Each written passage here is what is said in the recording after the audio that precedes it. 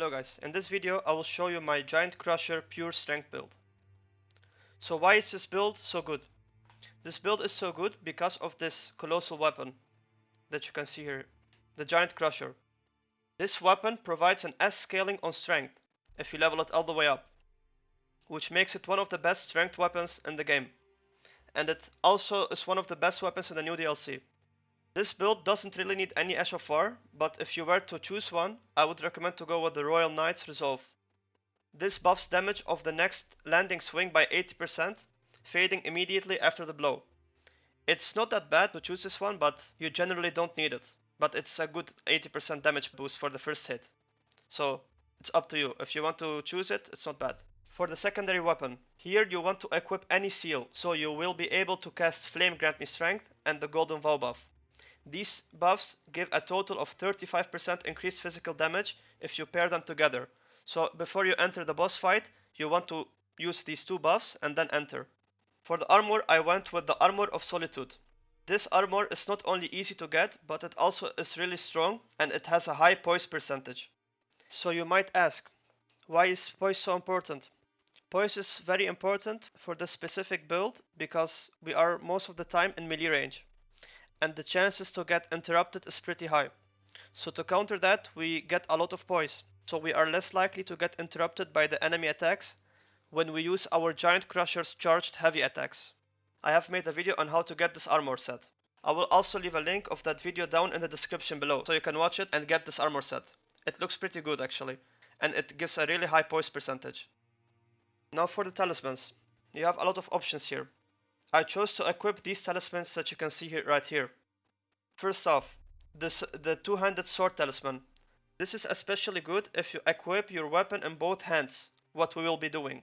I also went with the Great Jar's Arsenal, because this build is very heavy and you want to be able to medium roll, because this build is very heavy. So I would really recommend to pick up this talisman. For the third talisman, I went with the Shard of Alexander. This talisman is really good because it greatly boosts the attack power of skills by 15%. And for the last talisman, I went with the Axe talisman. This one is really huge because it enhances charge attacks, and with this build you mainly want to charge your attacks on the enemies. For the Flask of Wondrous Physic, I went with the Spiked Crack tier.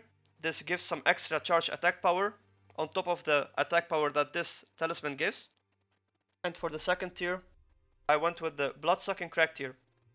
This gives increased attack power. So these two tiers will give us a huge damage boost at the start of the boss fight.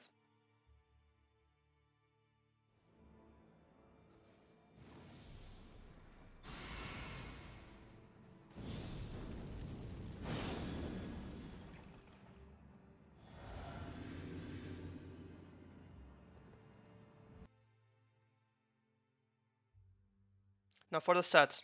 For the stats, you want to take a minimum of 50 vigor. You can of course go higher on vigor if you are a higher level. It depends on your character level. But I would go between 50 and 60 vigor, but you can always go higher. In mind, I didn't put any points since I don't use any Ashes of War on this build. But if you use any Ash of War, you can put some points into mind. I would recommend about 20 mind. For endurance, I went with 52.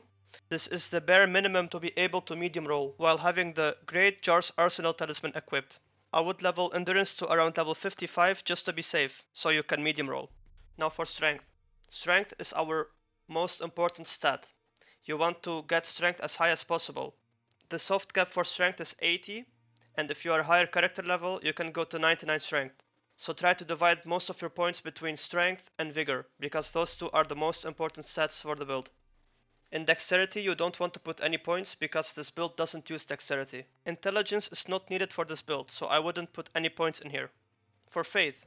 In faith, you want to put 25 points to be able to cast the Golden Vow buff, because Golden Vow requires 25 faith.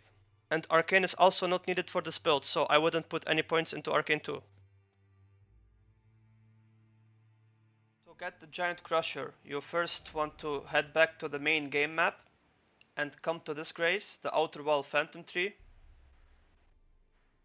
and follow where I'm going.